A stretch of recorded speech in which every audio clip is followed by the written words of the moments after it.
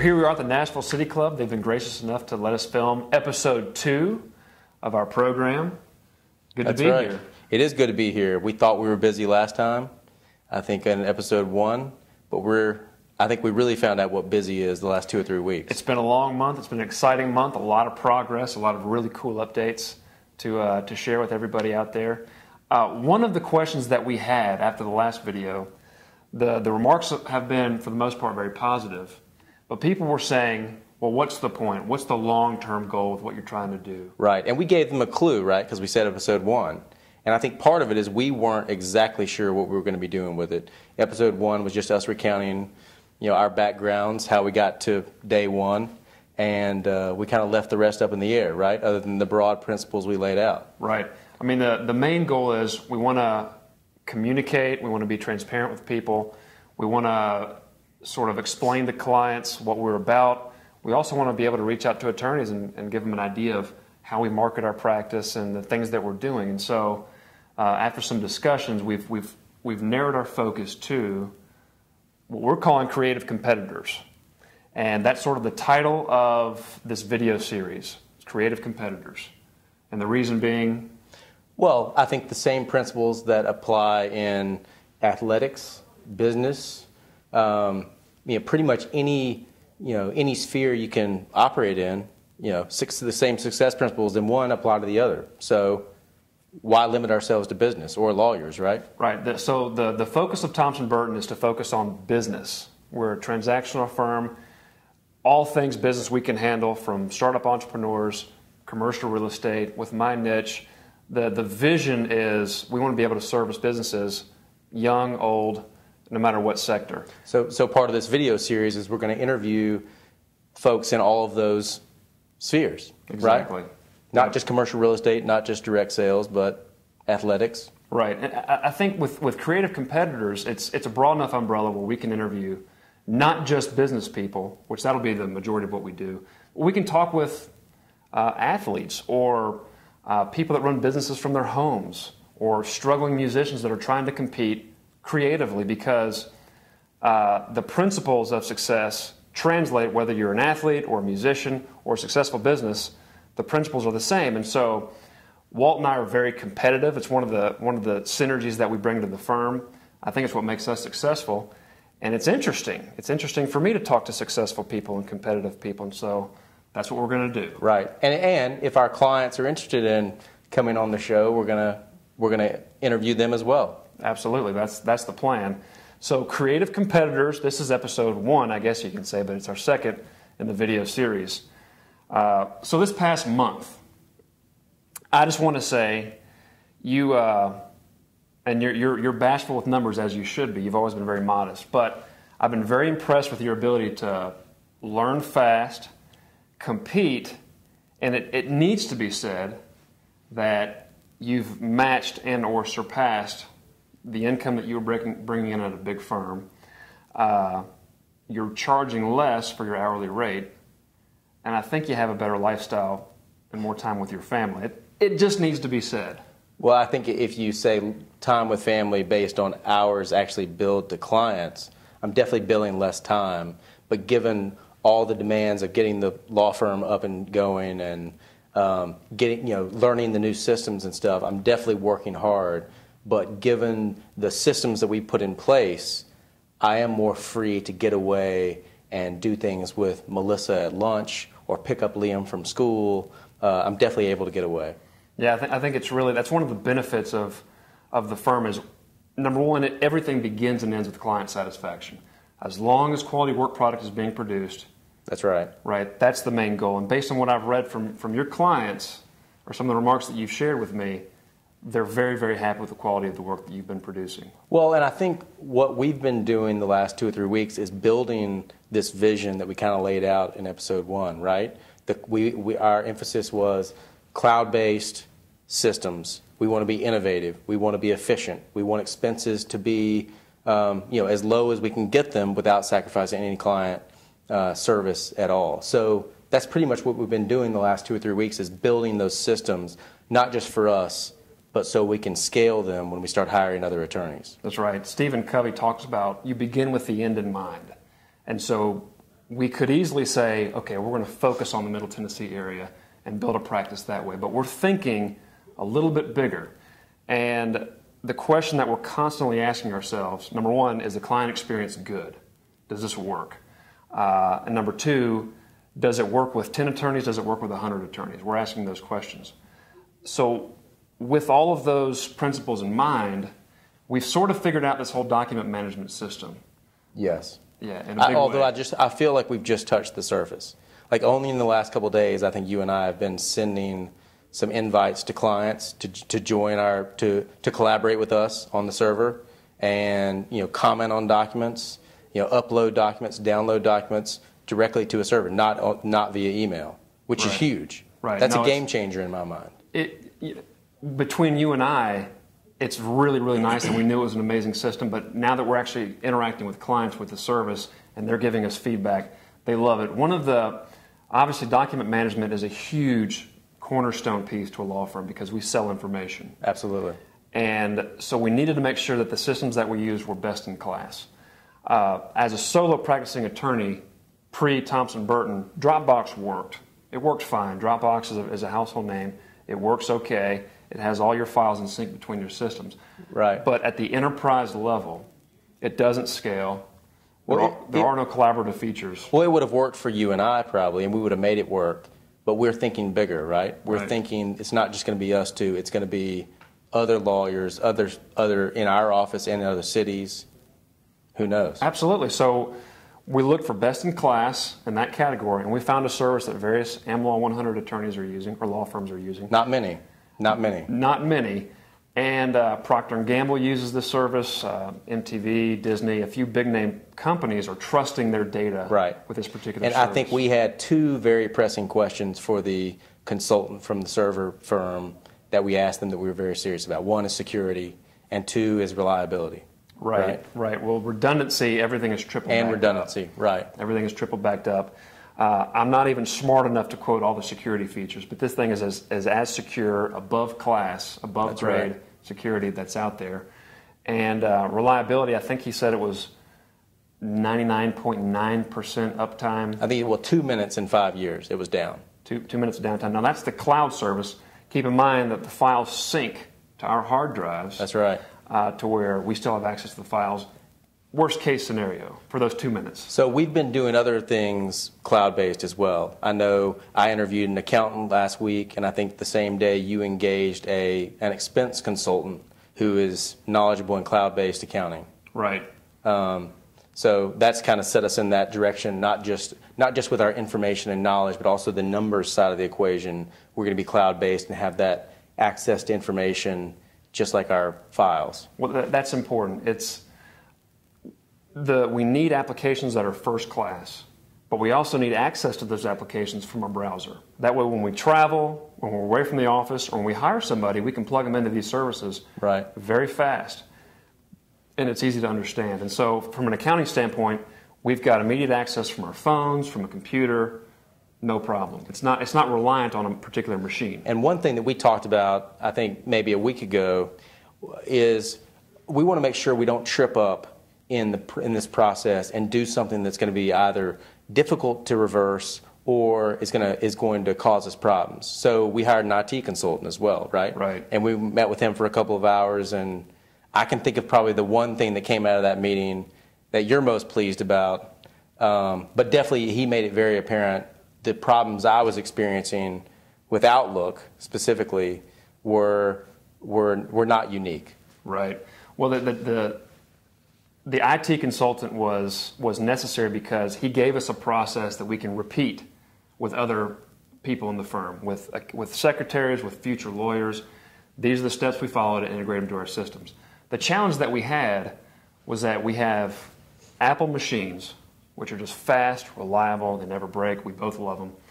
We've got various online applications that interface with Apple, and then you threw in Microsoft, which makes Outlook, and those three services just weren't working really well with each other. It works well with Microsoft Word, but Outlook, if I would accept an appointment, it was crashing.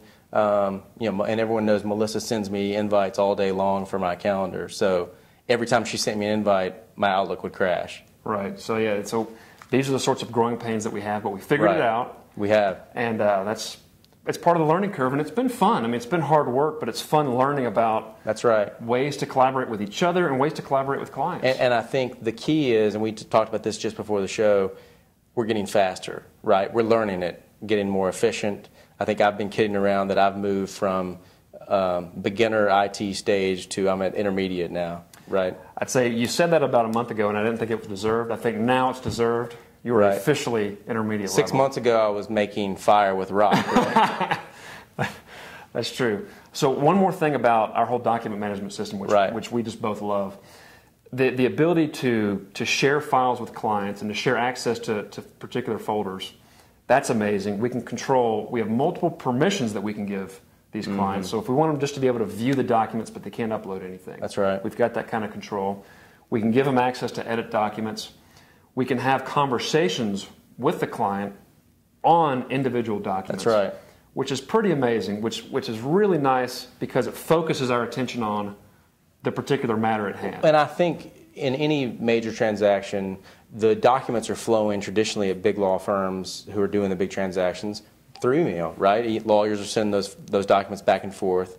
And email works, but this system's so much better. It gives you much more control. I think I think everyone who's listening, particularly people who have worked on deals, have lost track of that email that's somewhere in their folder that they just can't find. I think with this system, all the commentary is right there with the document, and it's in the server. So, and you can see it. So, I'm pretty excited about it. I'm very excited about it. That was a big problem, and I think we solved it in a big way. I think so. Yeah, we're both excited about it. Now, back to the idea of you having a great month, which congratulations. I'm really proud of you. I'm not surprised. I know you're bashful. But the model's working. It is. The fact that you can charge a little bit less while providing the same quality service is a big deal. Right. And you still have the flexibility to spend some time with your family. What seems like a little, I'm actually charging about a third less. So I think it's beneficial for everyone, right? It's beneficial for the client. If I am more efficient and my expenses are under control, then hopefully me and any other attorney we bring on would be able to actually do better while not working less hard, but just more efficiently. Working smarter, not smarter. Harder. There's exactly. a difference. There is a difference. And so the question is, okay, are you guys big enough to handle big clients? And so the answer that we have is that attorneys are actually approaching us now, which is fantastic. Right. Because I think they see the potential in what we're putting together. So what you're referring to, I think, is that someone actually approached you. We didn't approach them. They approached you and said, I like what you're doing. I want to be a part of it. Absolutely. And so that did happen. It happened very recently. As we scale, we can find really, really quality attorneys that are willing to plug into the system and scale the business. So if we need a litigator, we can get one. We need an IP attorney, we can get one. Right. And we will. Right. I think the interesting thing about that is he approached you directly and raised the idea of potentially joining us. I can't tell you how many conversations I've had, and maybe they're just entertaining me, but kind of in jest, they were like, man, I wish I could join you guys. So anyway, I think what is attracting those people is they can see we're having fun. We're doing something that I think is worthwhile. And at the end of the day, hopefully is rewarding both personally and financially and professionally. Right. In order to be a successful business, firm, company, whatever, you need to have a really good culture. And I think you and I, that's one of the utmost priorities. Attorneys need to have a good experience. And it's really good because I can see that you're having a good experience. When we first started talking about it, we kind of knew we could build something that works, but it's just good to see it in practice. Right. I see you with your son, Liam. I see you doing great work. The whole work-life balance is better. Right. And I think that we're not bragging, we're not being arrogant. I think we have just a more agile model that's appealing for attorneys. So, and I think that's a good segue. So one of the reasons we're building this cloud-based system is to not only service our clients better, right, and have access to a file sitting here in this room from our iPhone, from a remote, client location if we need to access our files. We're building it so location is not as important, right? if we're in the office, out of the office, at a client's location. So I think that's important. And as a side benefit of that, I think it frees us to be with our families more, to be more flexible with our schedule, et cetera. No, that reminds me. That's one of the reasons why I started thinking about starting my own law practice, was that I was visiting with an attorney, and he was in his upper 60s. One of the nicest guys I've ever met. Just an incredible man, but he was saying that he has never been away from the office for more than 2 weeks, his entire career. Right. And I thought to myself, if I keep on this current track, that's going to be me. And don't you think the culture that I think is bred in a lot of law firms is that would be a badge of honor, right? The badge of honor is, I have never left the office for more than a week in my 30 years of practice. And I think that work ethic is admirable. But I think what we're building is something different. That's a work ethic that's built on the billable hour. And being in the office, that's kind of a sign of productivity and making money. I think our focus on the row work environment, which we mentioned last time a little bit, and less focus on hourly rates and more on fee arrangements and that sort of thing, hopefully lawyers are able to get out of the office. And maybe it makes more sense to go to the client and work from the client's office. Or maybe for efficiency purposes, maybe it is better to take a week vacation. But I think that's something we're going to perfect as we move forward. The beautiful thing is that with the billable hour model, in most law firms, you have to be in the office to produce, and you have to sell your time. Right. So it yields a certain lifestyle. When you eat what you kill, it's up to your own personal ambitions. And you and I, make no mistake about it, we work really hard. But back to the story, when I was meeting with the older man that's never been away from the office, I thought to myself, I've got to build a model where I can take my work with me and actually build some memories with my family. So, and I think you're about to do that. You informed me last week that I needed to watch your dog for a couple of days. I did. While you go to Thailand. That's with right. a client, right? The client invited you to come speak to their group in Thailand. Absolutely. No, yeah. It's like a dream come true. The client actually invited my wife and I on an expense-paid trip to Thailand for a week. Literally on my bucket list, I had go to Thailand. And so when he called and made the invitation, I snapped my fingers. I said, I'll be there. And I didn't have to think about, well, what's going to happen at the office. The fact is, I'm going to bring my laptop. They're going to have an internet connection. I've already checked. I can still service the clients the way with a level of expectations that they deserve. But I can get away and have a remarkable trip with my wife. And you and I won't miss a beat because we already Skype from our offices, because we're not in a central office location right now. We can do the same thing with you in Thailand and me in Nashville, Tennessee. Yeah, no, the work product's not going to drop. Going to have an amazing time. Check one off the bucket list. And you're going to service your client. And I'm going to meet with clients and service the client. I'm actually providing you with some videos while I'm there. It's going to be a fun trip. Got some ideas in mind, but I don't want to share them with you.